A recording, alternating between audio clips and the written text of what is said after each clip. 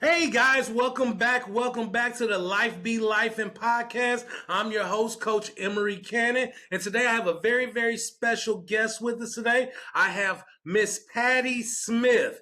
Good evening. How are you doing today? And Peachy, how are you, Emery? I can never complain. God is good all the time. All the And time, so God is good. today, I really wanted to have. I've been wanting you on this show for how long now? I feel like it's been forever, and we're just trying to get that schedule connected is very difficult because you're a very busy young lady, and And you're a very busy man. hey, so today I wanted to get with you because me and you have a very long past, a long time ago, and we were in two different spaces back then. And so you have a great story of overcoming. And I wanted to talk about that because I know there's one person out there that can most likely identify, and maybe you can help them today. So I want you to start out at the beginning. And so I'm sure somewhere in there, our paths will meet, and then we can tell people where you are today. Does that sound like a plan? Let's do it. Let's do it. So tell us about Patti. All right. So I'm going to try to make a long story shorter. Basically, I was born into a family, mom, dad, two older brothers. From the outside, we were pretty normal. From the inside, there was a lot of grief, disruption, anger, divide, you name it. And there was a lot of things that happened that caused me and my siblings and our family to just be very broken. But growing up in the 90s, you didn't talk about your brokenness like we do today. And so everything was hush hush. And it really erupted inside of me, and I didn't know what to do with it. So basically, I had a hard time in high school. You go through hormone changes, and everything starts getting really confusing. And I started making really bad choices. I started getting into substance use. I started getting into just, being promiscuous, just living crazy because I didn't like how I felt and I didn't understand why. Because on And the so, outside, we looked normal. so when you talk about that, did they have any like counselors or anything in school that was available at the time? Because we're talking about a different time. And so, like, I remember the school counselor, but I don't remember my school counselor always being in the building or, whatever that looks like. And so, like, not saying that that person did a bad job back then, but I think the difference between then and now is that people are kind of more in tune with mentality. And Yes. so I didn't want to break up your story, but I kind of want to put it out there that uh, we were living in different times. And so I want you to show the differences here. So if you could continue your story, but I wanted people to know that we were in different times and it didn't look the same way it does now. Absolutely not. And that's what's really cool about my story, how it all ties in together. Yes. Because it wasn't any one person's fault why I was going through so much and no one was checking on me. That was the culture. That was the norm. People just lived their lives and a lot of people looked the other way. And so here I am in high school, and I was a cheerleader. I had all these wonderful things going for me, and I ended up quitting high school. I could not finish it. My life was so unmanageable. I quit. And this is where our story ties in because when I quit high school, I was 17 years old and I took off to Nashville, Tennessee. I couldn't sing a lick. I wasn't going up there to do what everybody else does in Nashville. I was just there to run away from my problems. How did you get to Nashville? Because you were in Alabama, right? Yes. How did you get to Nashville? I mean, it's a 2 hour drive from Huntsville, not even a 2 hour, maybe an hour. So, like, were you in Huntsville or where it was just like right there, or how did you get there? Well, I had a best friend She's still to this day my best friend. Oh, But that's beautiful. she is a beautiful singer, and her father took off to Nashville to do what people do in Nashville to get their singing career going. And me and a couple friends actually just kind of followed them, and so that's how we ended up there. Um, but we ended up kind of going our separate ways for a while. She got into a relationship with someone, and I got into a relationship with chaos, and that's where I met you.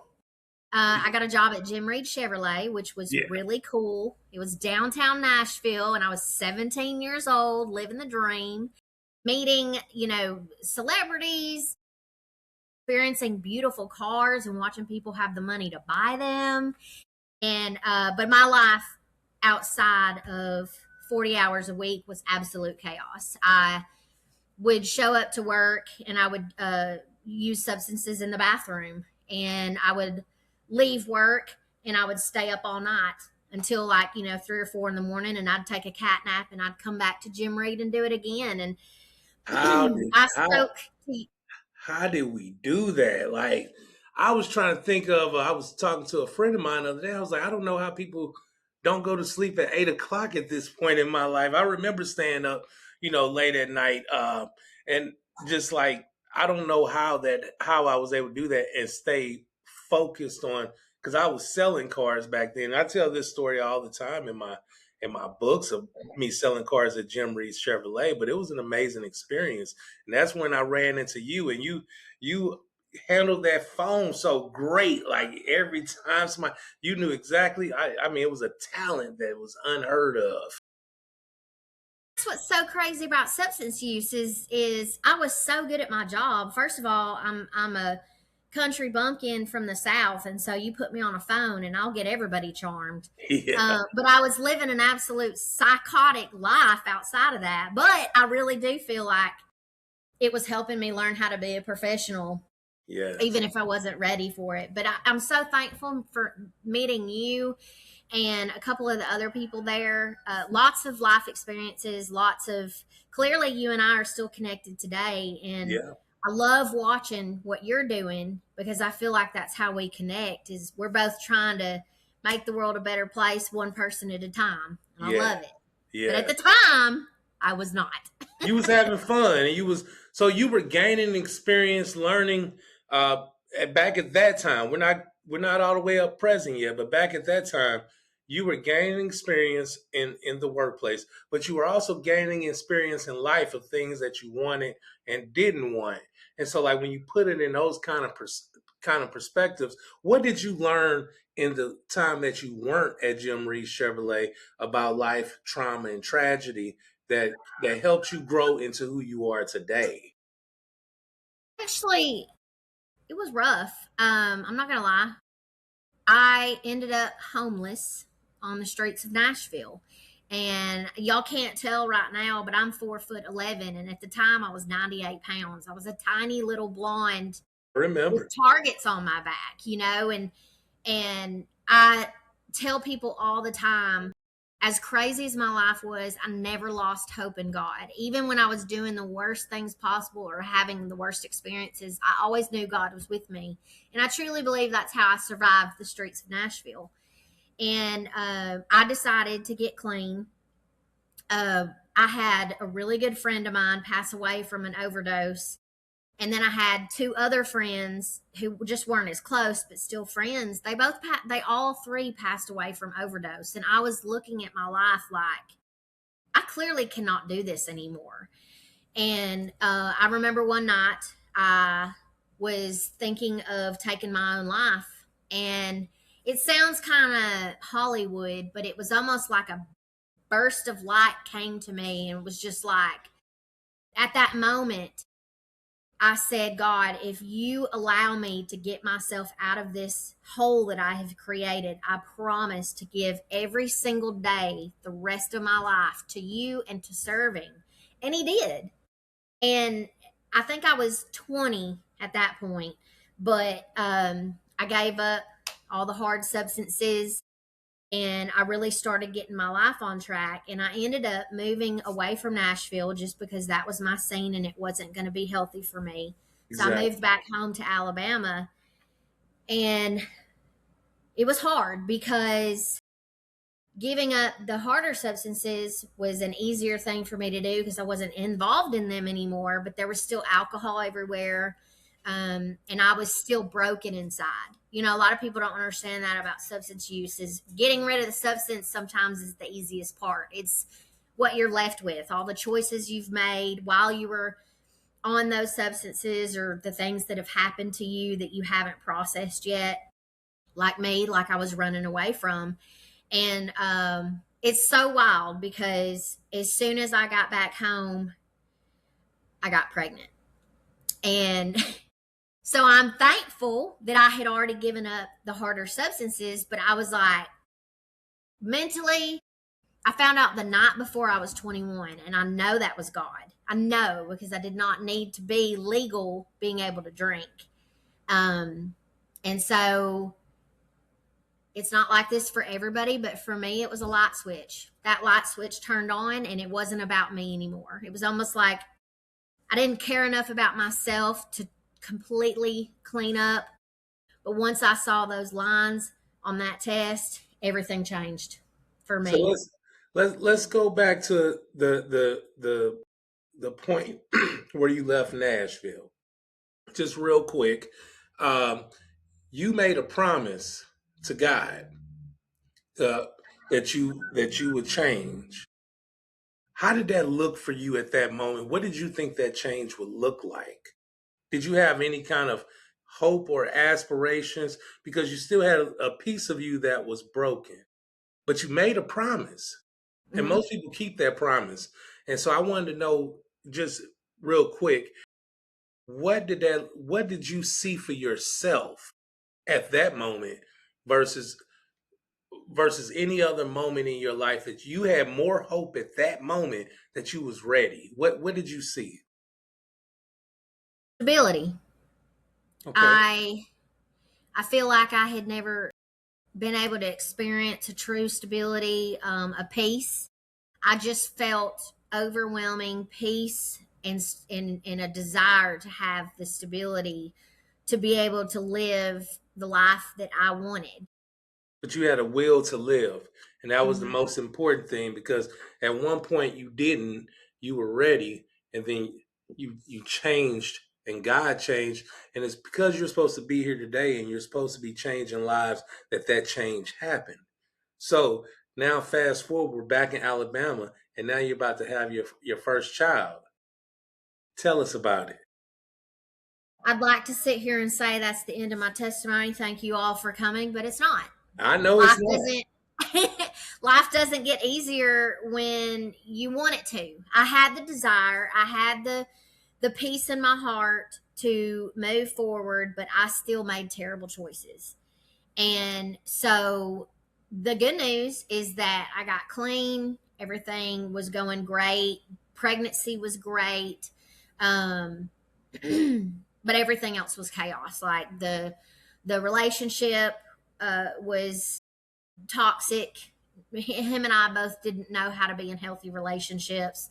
And so that was a toxic experience. I actually got back with my high school sweetheart in that time. We ended up getting married, had another child, and our lives were still chaotic because we weren't doing the work that it takes. You know, it's not all about just being like, okay, God, I'm here. My brother says you can't, oh, I hope I say this right. You can't lean on the shovel and pray to God for a hole. And I was You got leaning to on do the that digging shovel like, yourself. God, give You me a got to do the hole. digging yourself. He's going to stand beside you and make sure the hole goes down instead of sideways. But you have to do the work. And I want to talk about that work because a lot of people don't understand. This is where you could really, really help some young couples. A lot of people don't understand that it takes work to make a relationship work. But they also don't understand the mindset you need to be in. I always tell people a relationship is, especially when you live together, is a negotiation. You're always bartering for something, but it has to be a level playing field, because some things are just non-negotiables, and you have to know how to stay away from those non-negotiables. But you also have to know that you have to negotiate everything, because it's two different people in the same household living as one. So Yes. if it could be a lot there. And so you were talking about earlier, toxic relationship, and not being able to, I think communication is key on all of this, first of all. So when did you learn at that moment that we need to figure out how to be together? I wish I could say we did. After 10 years, we got divorced. Yep. But that's just the beauty of the brokenness, you know. Um, After 10 years and we ended up getting divorced, that's when I was like, okay, I'm clearly broken, more than just substance use, more than just what broke me in my childhood. I'm clearly a presently broken person. So the divorce was actually really good for my journey because it put me in heavy therapy. Heavy therapy. I mean, I was there twice a week, So three times a week. you sought out help. Yes. That's Me, wonderful. Okay.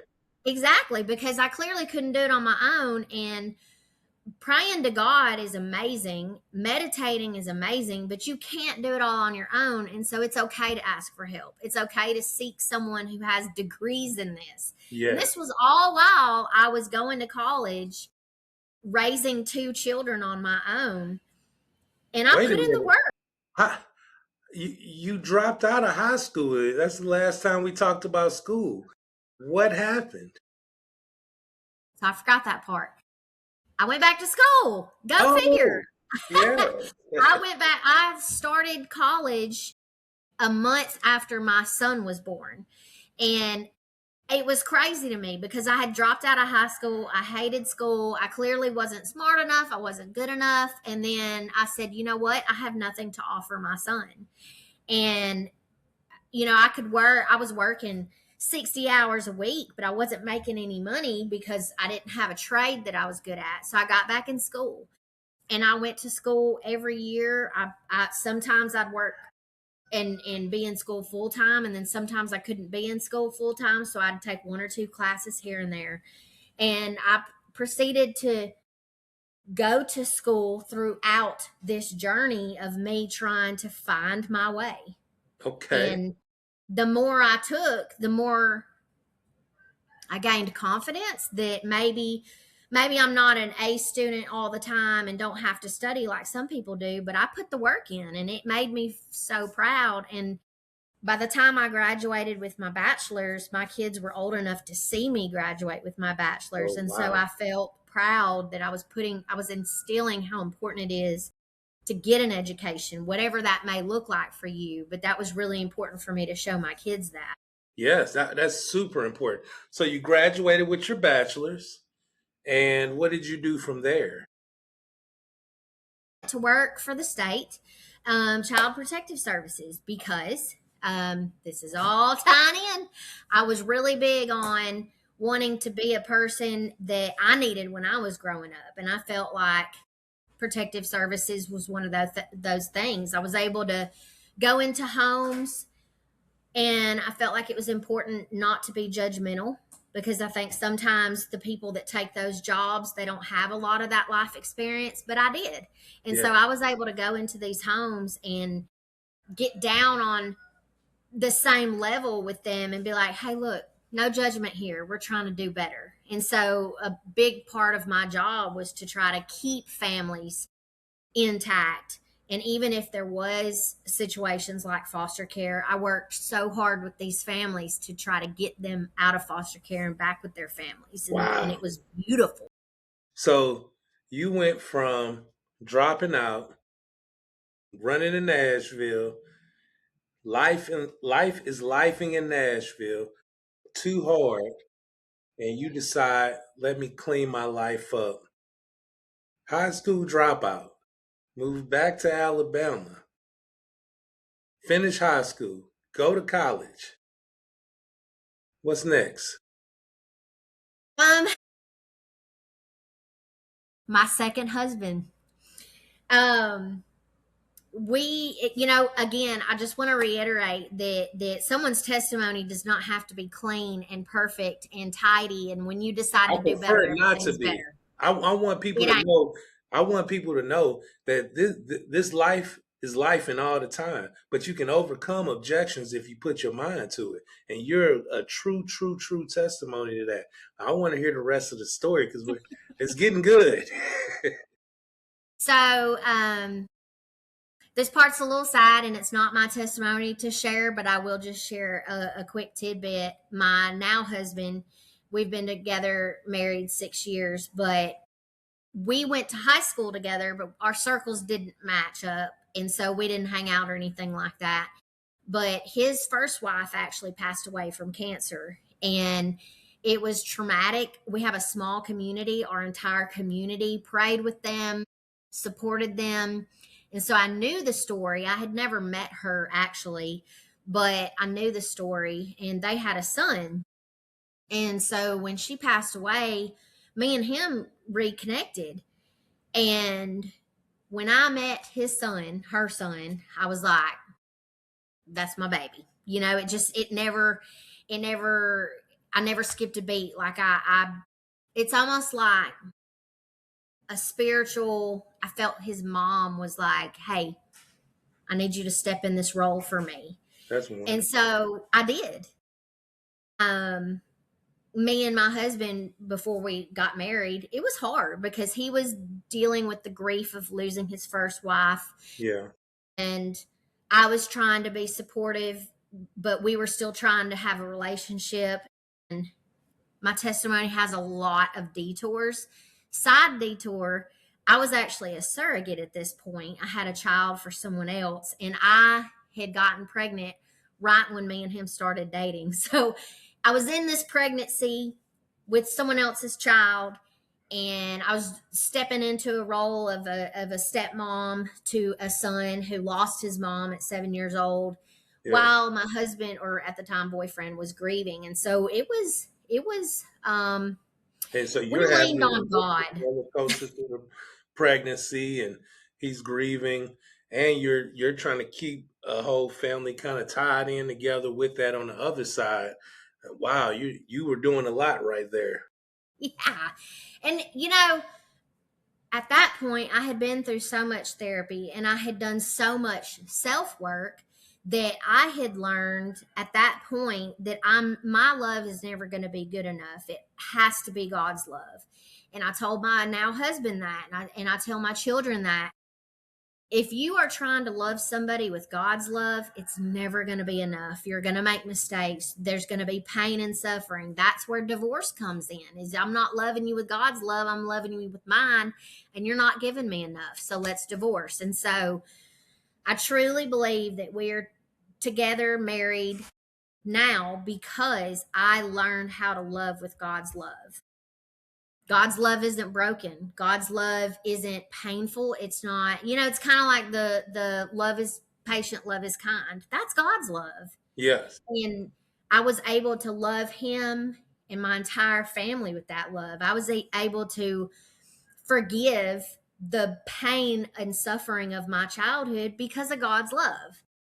And it's so powerful that it also takes the responsibility off of me. Yeah. And it's just I can't say enough. It's the supernatural feeling of it's not my responsibility. I'm gonna love you with God's love. I always say if you trust in God and you put all your problems into God, you can keep moving forward because you can trust that he's going to take care of it.